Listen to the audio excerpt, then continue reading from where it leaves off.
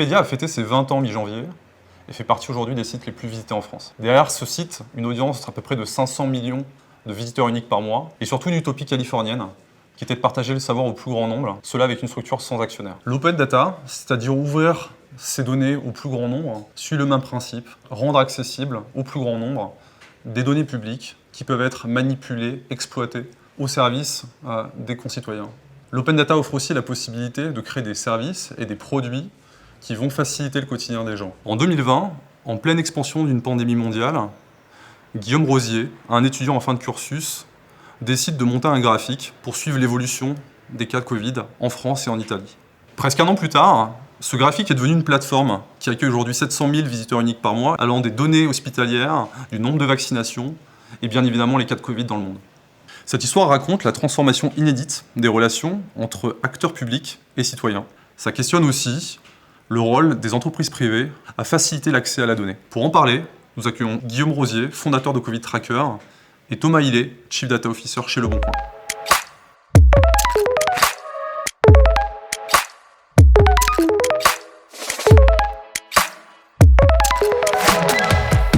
Salut Guillaume. Salut Thomas. On est ravis de te recevoir aujourd'hui pour cet échange autour de l'open data. Moi je suis au Bon Coin depuis 2014 et on diffuse et on partage beaucoup la donnée du Bon Coin au monde extérieur. On a beaucoup de sujets et de projets en ce moment sur la plateformisation de notre data. Ça nous semblait être le moment idéal pour te faire parler sur l'expérience Covid Tracker, sur la genèse et le pourquoi tu t'es lancé dans cette histoire-là. Donc encore merci d'être avec nous aujourd'hui. Merci à vous de m'accueillir dans vos magnifiques locaux. Je suis vraiment heureux d'être ici. Et alors du coup, est-ce que tu peux nous raconter un petit peu comment, juste après ou même pendant tes études, t'es venue cette idée de lancer une des plateformes qui est aujourd'hui la plus consultée par les Français sur le suivi de la pandémie ? Oui, alors c'est vrai que ce projet, c'est assez rigolo parce qu'en fait, j'ai commencé à le développer sur mon temps personnel, vraiment le soir, le week-end. Et puis, en fait, j'ai jamais eu d'ambition, c'est-à-dire qu'à aucun moment, je me suis dit Guillaume, tu vas créer Covid Tracker, des millions d'utilisateurs vont l'utiliser, tu vas être invité dans des conférences, dans des tables rondes, sur les plateaux télé. Vraiment, à aucun moment, je me suis dit ça. Et donc, c'est ça qui est très rigolo avec le projet, c'est que ça a commencé très progressivement. Et puis finalement, si c'est devenu ce que c'est aujourd'hui, c'est vraiment sous l'impulsion de la demande. Je pense que les gens vraiment avaient besoin de ça. Et donc, comment le projet est né ? En fait, le 5-6 mars, donc là, j'étais en stage de fin d'études d'école d'ingénieur en tant que data scientist. Et en fait, je me disais, mais où en est l'épidémie ? On parlait très peu de l'épidémie, ouais. C'était 12 jours avant qu'on soit confiné en France. C'était 4 jours avant que l'Italie soit confinée. C'est une éternité alors que tout va très vite dans cette épidémie. Et donc je me suis dit, mais en fait, on parle très peu de l'épidémie dans les médias, etc. Ça devient tendu. On voyait que ça devenait tendu en Italie. Ouais. Et je me suis dit, mais en fait, en France, on en est où ? Est-ce que ça va vraiment si bien que ça en France ? Ou est-ce qu'on est dans la même dynamique que l'Italie ? Et donc, j'ai commencé à faire un graphique tout simple, une image avec le nombre de cas en France et en Italie en fonction du temps. Okay. Et cette donnée, tu étais allé la chercher déjà à l'époque sur les portails qui te mettent à disposition la donnée ? Exactement. Alors, en fait, à l'époque, Santé publique France, par exemple, ne collectait pas de données en France, ne centralisait pas les données sur les cas, sur les décès en France. Et donc, en fait, j'ai dû aller la chercher sur Johns Hopkins University, qui est une université américaine qui est un peu devenu l'agrégateur mondial des données sur la Covid, en tout cas en termes de cas et de décès. Et donc ils le font toujours, ils agrègent les données de chaque pays. Et ensuite ils les publient en open data de manière libre. Et donc j'ai pris ces données-là et en fait je me suis rendu compte que l'épidémie explosait en France de la même manière qu'en Italie, avec la même croissance exponentielle, mais décalée de 8 à 9 jours. Et donc en fait on ne se rendait pas compte encore la situation. Donc ça a commencé comme ça. Et comment tu passes de ça ? Parce que moi, par exemple, en tant qu'utilisateur, je me souviens, j'ai passé mon mois d'avril et mon mois de mai à suivre des personnes qui publiaient ce genre de graphiques sur LinkedIn. Donc par exemple, tu aurais pu faire ça. Et comment tu passes de ça à te dire, en fait, moi, je ne vais pas seulement publier des graphiques, je vais en faire un site covidtracker.fr, quoi. Et ben en fait, ça a commencé comme ça. Tu as parlé de LinkedIn, mais moi, j'ai commencé avec Twitter plutôt. C'est-à-dire que en fait, cette image-là, je l'ai partagée, je l'ai envoyée à ma famille, à mes amis en message, et je l'ai mise sur Twitter quelques jours plus tard. Et puis en fait, tous ces gens-là étaient très intéressés pour avoir une réactualisation de l'image le lendemain, le surlendemain, etc., pour voir si on était toujours dans la même dynamique. Et au bout d'un moment, j'ai trouvé ça pénible de refaire l'image tous les jours, d'aller chercher les données, de refaire l'image, de l'envoyer. Ouais. Et donc je me suis dit, en fait, je vais faire une page internet où je mets l'image dessus et ensuite je donne le lien aux gens. Comme ça, ils peuvent consulter l'image à jour sans me demander au préalable, sans que je leur envoie au préalable. Et donc, le site, tu le lances à quel jour exactement?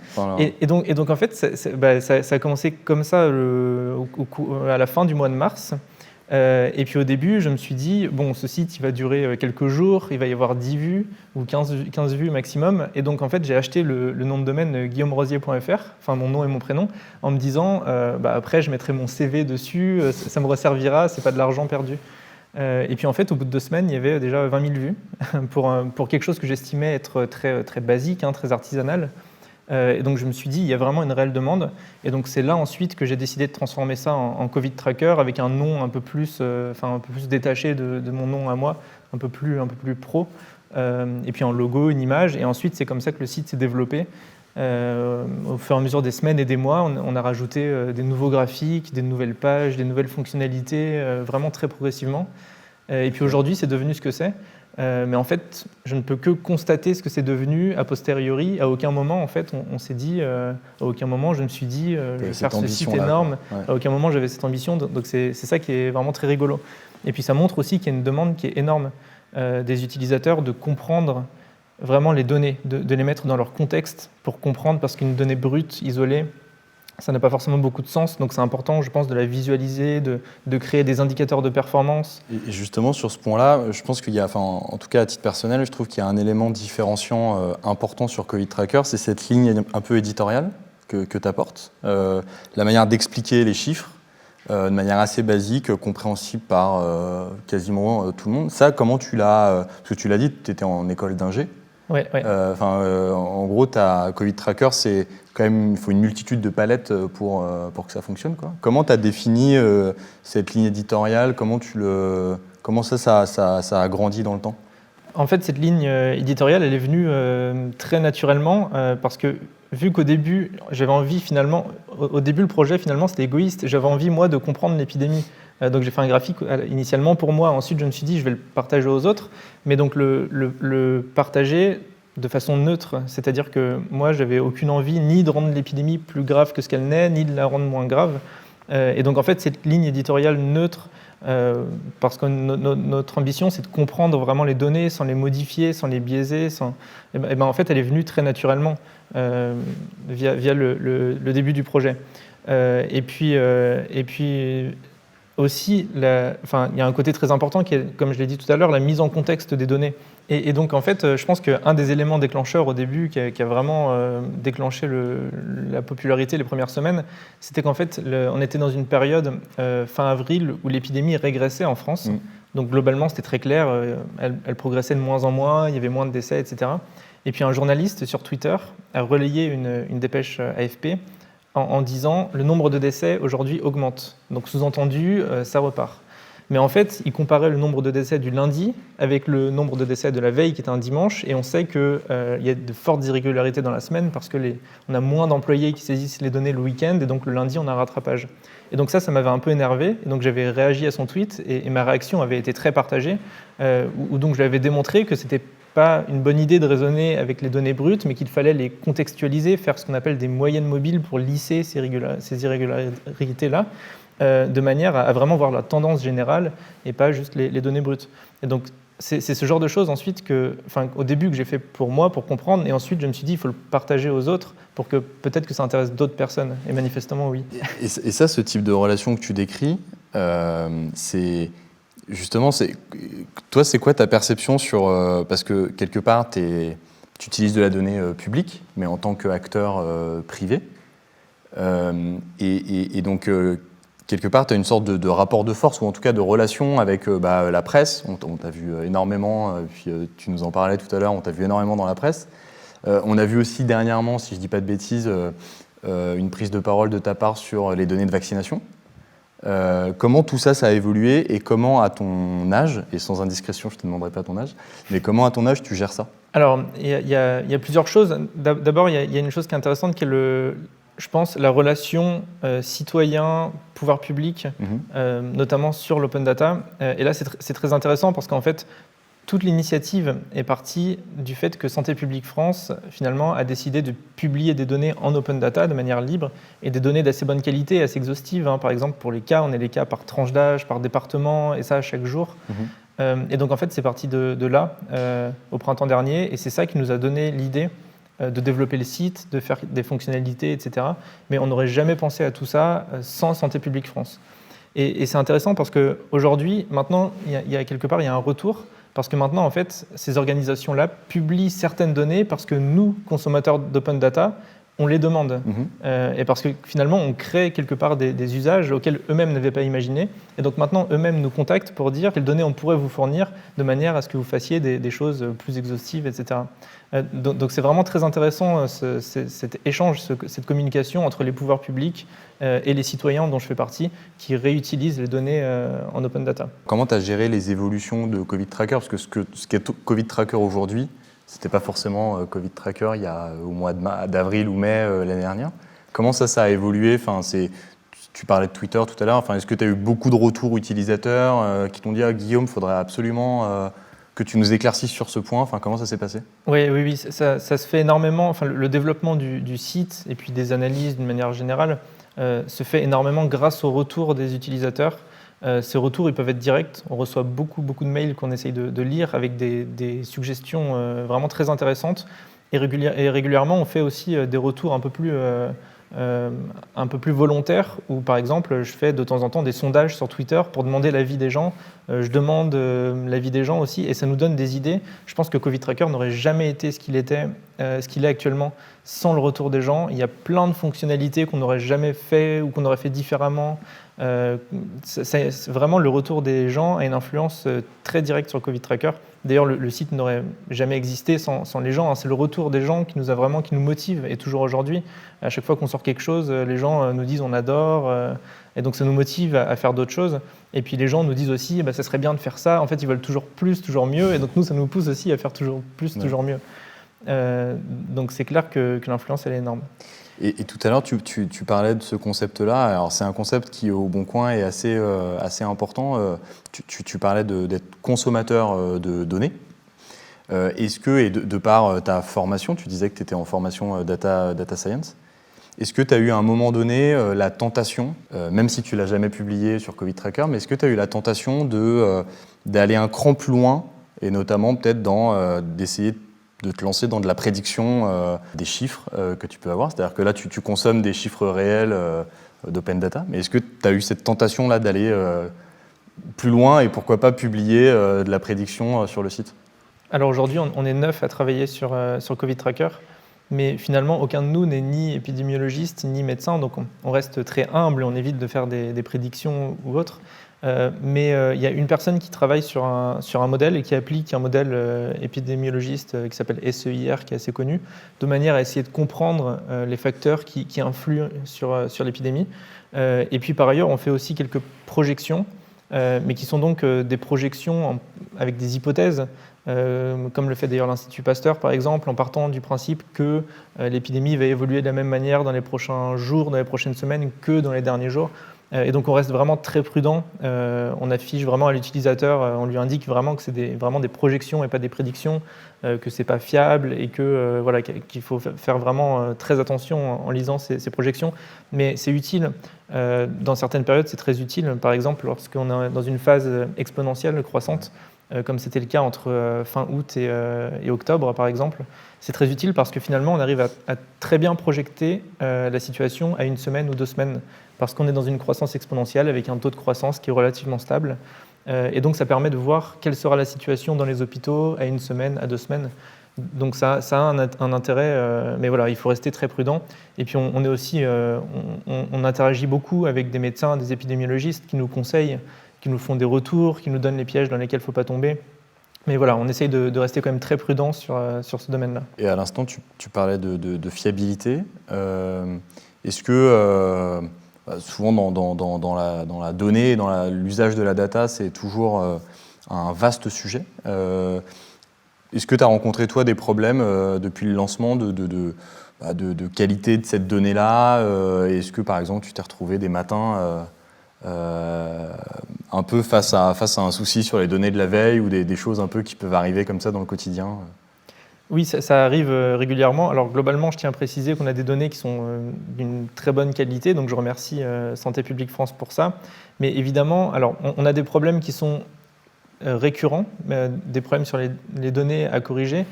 Typiquement, tout à l'heure, je parlais des variations, par exemple, sur les décès entre le dimanche et le lundi. Ça, c'est quelque part, c'est un problème à corriger qui est permanent, donc il est facile à corriger, il est facile à détecter et facile à corriger. En l'occurrence, on fait des moyennes mobiles, donc chaque jour, on le remplace par la moyenne des 7 jours centrés sur ce jour-là. Ça permet de prendre en compte un jour qui est très fort, un lundi, un jour qui est très bas, un dimanche, et voilà. Et comme ça, on peut comparer vraiment un jour avec le précédent. On a aussi des problèmes qui sont de qualité, qui sont spontanés, qui arrivent un peu n'importe quand. Ceux-là, on peut très difficilement les prévoir. Par contre, il faut les corriger très vite. Typiquement, il y a quelques semaines, par exemple, sur le nombre de cas, tous les nombres de cas étaient doublés. C'est-à-dire qu'on avait le double du nombre de cas pour chaque jour. Donc là, c'était un problème qu'on pouvait difficilement prévoir. Mais qu'il a fallu corriger, que nous on a dû corriger parce que sinon tous les graphiques allaient être complètement faux, toutes les statistiques fausses, etc. Et donc c'est pour ça en fait que ça nous pousse techniquement à avoir une infrastructure qui est très flexible. C'est-à-dire qu'il faut, en cas de besoin, pouvoir être très réactif, pouvoir corriger une donnée très rapidement et ensuite que ça soit visible sur le site, que ce soit en production au bout de quelques minutes. Parce que maintenant, il y a tellement d'utilisateurs qui consultent le site qu'on ne peut pas se permettre d'avoir une donnée fausse pendant plusieurs heures d'affilée sur le site.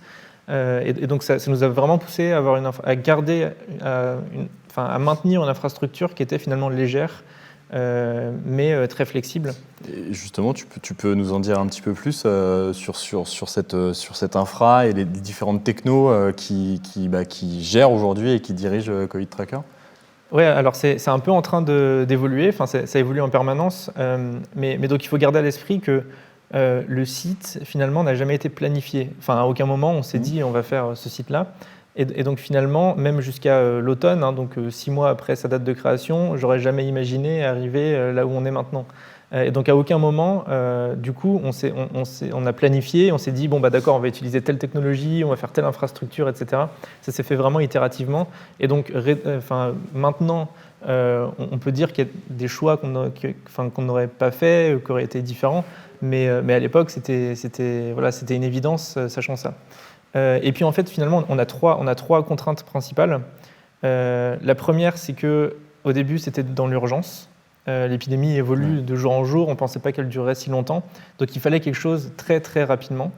La deuxième contrainte, c'est la flexibilité, j'en ai parlé, s'il y a un problème de qualité de données ou autre, il faut pouvoir réagir très vite. Des fois on a des nouvelles données, là par exemple on a des données sur la vaccination, il faut les prendre en compte très vite, faire des nouvelles pages, des nouvelles fonctionnalités avec ces données-là. Et puis la troisième, c'est les moyens, les ressources qui sont très limitées. Puisqu'au début, j'ai commencé, j'étais tout seul et en dehors de mon stage, donc j'avais quelques dizaines de minutes par jour, ressources financières extrêmement limitées aussi, j'étais étudiant, donc je ne pouvais pas investir 10 000 € dans une infrastructure. Et donc, en fait, ces trois contraintes ont vraiment défini ensuite l'infrastructure du projet. Et donc, en fait, sur le site, il y a deux parties. Il y a la partie data, la partie données. Et donc là, c'est des scripts en Python qui vont automatiquement aller voir si des nouvelles données sont disponibles. Si oui, ces scripts vont télécharger les nouvelles données, ils vont les traiter, c'est-à-dire qu'ils vont enrichir les données avec d'autres sources de données. Typiquement, par exemple, sur les données de réanimation pour Covid, on va chercher aussi le nombre de lits de réanimation qu'on avait en temps normal. Et donc ça, c'est une statistique de l'adresse, par exemple. Et donc il y a un enrichissement des données. C'est à cet endroit aussi qu'on corrige des éventuels problèmes de qualité, typiquement les moyennes mobiles et plein d'autres problèmes de qualité. Et puis ensuite, les données sont réexportées une fois nettoyées, une fois enrichies, et les graphiques sont générés en Python à ce moment-là. Donc ça, c'est la partie vraiment data. et qui est très légère, hein, du coup, qui est très flexible, puisque c'est des scripts Python, et donc en quelques minutes, on peut modifier un script, et ensuite, en quelques minutes, ça part en production, et donc le site est mis à jour. Et puis il y a la partie web, la partie site web, donc le site auquel l'utilisateur accède. Et là, il faut savoir que j'avais aucune compétence en développement web quand je me suis lancé. Okay. J'avais jamais eu aucun cours de web, c'est pas ma formation. Et donc j'ai dû me former et il fallait faire quelque chose très rapidement. Et donc j'ai pris un hébergeur avec un site WordPress, pour ceux qui connaissent, un CMS, pour avoir un site. Voilà, en quelques minutes, j'avais un site qui était peu robuste, peu flexible, mais au moins j'avais quelque chose. Et donc c'est parti comme ça. Et aujourd'hui, on a toujours une base WordPress, mais qui a été très largement modifiée. Maintenant, la plupart, on a fait un thème custom, un thème maison. La plupart des pages sont entièrement maison.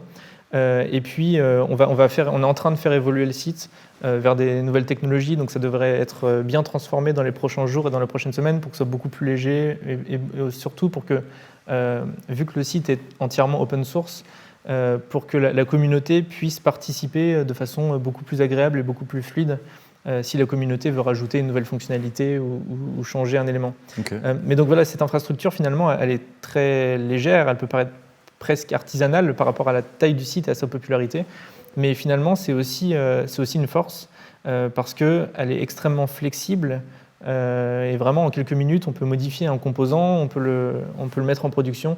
Et donc aujourd'hui, c'est aussi une force et ça nous a permis de répondre aux besoins d'urgence et donc de sortir quelque chose très très rapidement. Et tu parlais au tout début, tu disais que dès les premiers jours, les premières semaines, il y avait déjà des milliers, tu parlais de 20 000 pages vues, je crois, au début. À un moment donné, est-ce que Covid Tracker, ça a été victime de son succès? En gros, est-ce que oui. Un matin, tu t'es réveillé et boum, plus rien? Oui, alors c'était pas un matin, c'était un soir. Ouais. Au bout de plusieurs semaines, donc au début j'avais pris un hébergeur avec un package, c'est-à-dire qu'ils m'ont fourni un WordPress qui était installé, une base de données MySQL qui était installée, un PHP qui était installé. Enfin, pour moi, c'était très facile, mais j'avais aucune compétence en web. Ouais. Mais l'inconvénient, c'est que j'étais très limité, notamment en termes de requêtes SQL. Je ne sais plus à combien on était limité, mais c'était plusieurs centaines de milliers par heure. Ça paraît beaucoup, mais à ce moment-là, en fait, Covid Tracker avait été mis en avant sur le site du gouvernement data.gouv.fr, qui est le site qui rassemble tout l'open data du gouvernement. Et donc un soir, vers 7-8 heures, ça a attiré énormément de monde. Et donc j'ai commencé à recevoir des messages me disant qu'il y avait un souci sur le site. Et en fait, le site avait complètement explosé, la base de données avait complètement explosé. Et donc en fait, quand on allait sur le site, on avait, pour l'anecdote, on n'avait même pas une page blanche ou une erreur, on avait la page d'installation de WordPress. Okay. Parce qu'en fait, WordPress croyait qu'il n'avait pas été installé parce qu'il n'arrivait pas à accéder à la base de données. Enfin, bon, c'était assez rigolo. Et donc il y a une personne qui m'a aidé. On a mis plusieurs heures à rétablir le site. Et ensuite, on a dû prendre des mesures pour ne plus que ça arrive. Donc notamment, on a fait beaucoup de cache, on a mis beaucoup de choses en cache pour soulager la base de données. J'ai augmenté mon forfait d'hébergement, etc. Et puis à l'automne, on a changé d'hébergeur, on a installé nous-mêmes WordPress et ça nous a permis de gérer beaucoup mieux le site et de gérer le flux. On a aussi maintenant un cache distribué avec un CDN. Et donc ça a permis, maintenant ça tient beaucoup mieux. Par exemple, j'avais fait un passage télé en novembre et il y avait jusqu'à 100 000 personnes connectées simultanément sur le site. Et ça a tenu. Donc, Et parce que c'est monté, est-ce que tu as souvenir de jusqu'à combien d'utilisateurs votre record sur une journée, c'est quoi environ? Sur une journée, je pense que c'est entre 200 000 et 300 000 utilisateurs distincts. Mais je pense vraiment le record le plus impressionnant, c'était cette émission-là où il y avait 100 000 personnes vraiment connectées en simultané sur le site. Donc ça, c'était assez impressionnant. Et puis ça avait généré 8 millions de pages vues en 4 jours. Voilà, et aujourd'hui, on fait à peu près entre 10 et 15 millions de pages vues par mois. Enfin, en janvier, c'est ce qu'on a fait. Avec 1,2 million d'utilisateurs distincts uniquement sur le mois de janvier. Donc oui, une croissance exponentielle pour le site aussi. Et donc quand on a ça, alors c'est forcément lié à l'actualité, mais tu te dis c'est quoi comment tu vois la suite est-ce qu'il y a une suite à Covid Tracker ou alors désolé mais on n'espère pas. Enfin moi j'espère pas. Mais par contre est-ce que tu as d'autres idées de projets basés sur de l'open data ou des choses comme ça, parce que quand on voit la réussite. Oui, c'est clair. Alors il faut savoir que, d'ailleurs je tiens à rappeler que Covid Tracker on ne trouve pas de pub sur Covid Tracker, c'est à but non lucratif. Et le code est entièrement c'est open source, c'est-à-dire que chacun peut y accéder. Donc il n'y a vraiment pas de volonté d'être rémunéré via ce projet-là, parce qu'on considère que c'est des données d'utilité publique, et donc que chacun a le droit d'accéder à ces données-là. Mais en fait, finalement, vu l'histoire du projet, tout sur Covid Tracker a été improvisé. À aucun moment on s'est dit on va faire ça, on va faire telle fonctionnalité, etc. Ça s'est vraiment fait en fonction de l'actualité et pour répondre à des besoins. On avait vraiment envie que ça soit utile, on n'avait pas envie de faire des graphiques ou des fonctionnalités ou des outils qui ne soient pas utilisés. Et donc aujourd'hui c'est vraiment notre driver, c'est que ça serve à des gens au quotidien. Et donc finalement c'est très dur de prédire ce qu'on va faire à l'avenir dans le cadre de Covid Tracker ou en dehors, parce qu'en fait ça va dépendre du contexte, ça va dépendre de l'actualité, ça va dépendre des problématiques. Typiquement, sur Covid Tracker, on a commencé à faire un suivi de la vaccination fin décembre, le 27 décembre, le jour où Morissette s'est fait vacciner. Moi, je me suis réveillé le matin, j'ai vu Morissette se faire vacciner. Je me suis dit, mais en fait, comment on va suivre la campagne vaccinale ? Comment est-ce qu'on va voir quelle proportion de la population est vaccinée, à quelle vitesse ça va, quand est-ce que moi je serai vacciné en fonction du rythme actuel, etc. Je me suis dit ça, et en fait, le week-end, on a développé Vaccin Tracker, et on l'a sorti le dimanche soir. Et donc le vendredi juste avant, on n'avait pas du tout en tête de faire ça, c'était pas planifié.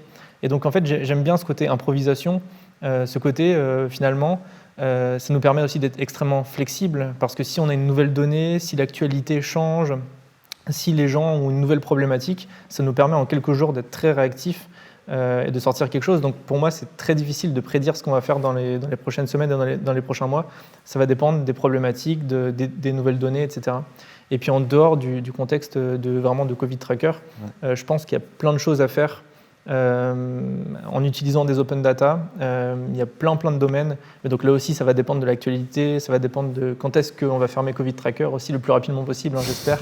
Mais bon, il y a 6 mois, je pensais qu'on le fermerait en juin. Et finalement, on en est là, on n'est pas prêt de le fermer. Mais donc oui, ça va dépendre de ce contexte-là et je préfère ne pas... je ne veux pas me fermer des portes. Donc c'est pour ça qu'en fait, quelque part, je me refuse de planifier et d'anticiper certaines choses. Ça va vraiment dépendre du contexte et de l'actualité. Et surtout qu'en plus, là, tu dis, t'en parles comme si tu faisais, entre guillemets, que Covid Tracker de toutes tes journées. Mais tout à l'heure, tu nous disais que tu avais... c'est notamment cette expérience-là qui t'avait permis de décrocher, ton premier job. Oui. Donc en fait, t'es pas full-time aujourd'hui sur Covid Tracker. Oui, c'est ça. J'ai un job la journée, donc je suis consultant chez Octo Technologies. Et c'est vrai que ça aussi, c'est rigolo parce qu'en fait, ils m'ont trouvé sur Twitter. Ils suivaient, certains employés d'Octo suivaient mon travail sur Twitter. Ensuite, ont vu Covid Tracker, étaient très... ça les a rendus curieux. Et donc, ils m'ont contacté. Ça m'a ensuite moi-même rendu curieux sur le fonctionnement de l'entreprise. Et c'est comme ça que, de fil en aiguille, j'ai atterri dans cette entreprise-là. Mais donc, aujourd'hui, je suis consultant en data science.